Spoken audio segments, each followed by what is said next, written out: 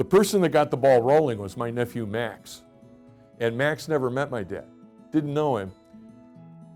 Going through the Plain Dealer archives, he comes up to me one day and he says, you know, Uncle Bucks, this grandpa had a really impressive football career. We need to look into it more. So the two of us started going through the John Carroll paper, the John Carroll yearbooks, Plain Dealer archives, and we uncovered all this information. And the more we uncovered, we kept digging deeper.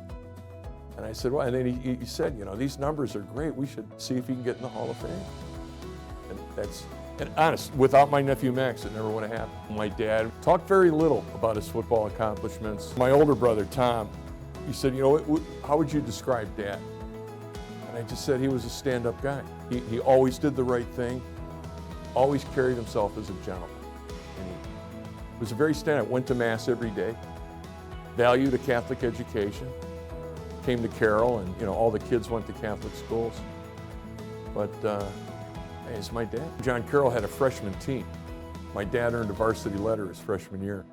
Also lettered in basketball. He enlisted. He enlisted in the Navy. Yeah. Uncle Jack, the other Carroll guy, was in the Marine Corps. He volunteered and he was trained in Camp Shoemaker in California, just outside of San Francisco. And there was a naval hospital and a repair facility there. And while he was there, he got recruited to play for the Fleet City Blue Jackets. Yeah. So he spent the remainder of the war playing football. The combined services teams were started as a morale builder for the soldiers and also as leadership training for officer candidates. And they played college all-star teams, they played other service teams, they played games at the Los Angeles Coliseum, Soldier Field in Chicago. And my dad said they always got a big crowd. He said, you know, there were 80,000 people at the LA Coliseum when we played. And Sports Illustrated referred to it as some of the finest football in the country. Well, his numbers were good. His numbers were impressive. That was number one.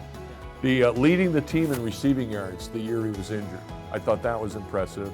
Ranked 5th in the nation by the NCAA, small college division. I never knew that, and that was impressive.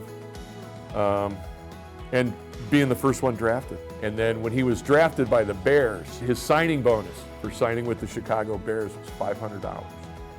He said, I was 21 years old, I couldn't believe it, that it was like taking candy from a baby, that these guys were gonna pay me $500 to do something I was gonna do anyway.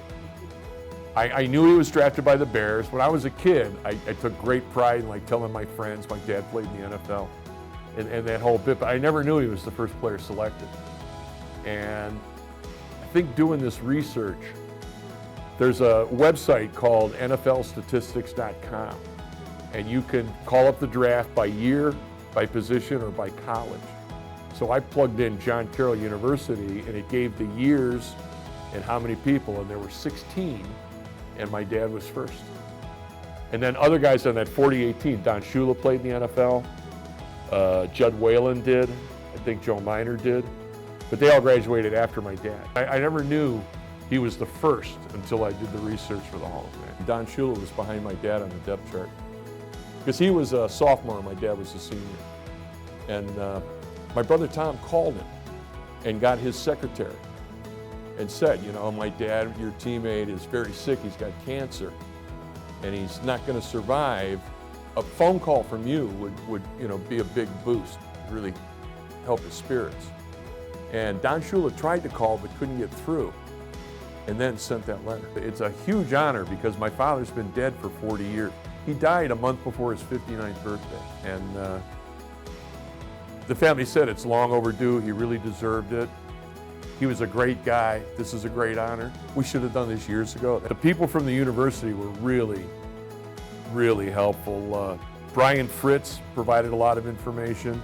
Noah Tailuki, he did, we fill out the nominating form, and he contacted us later. He said, I found some other stuff that's not in there. And we said, well, go ahead and add it. And I guess he did, and then he's the one that did the presentation. And he said it went really well. He said, your numbers are solid, it went really well. So that gave us a lot of confidence.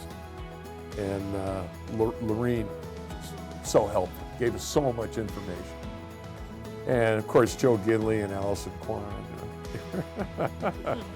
They were right up there too. Max is the one that said, we got to take action on this. Let's get this done. And we did. So, yeah, he's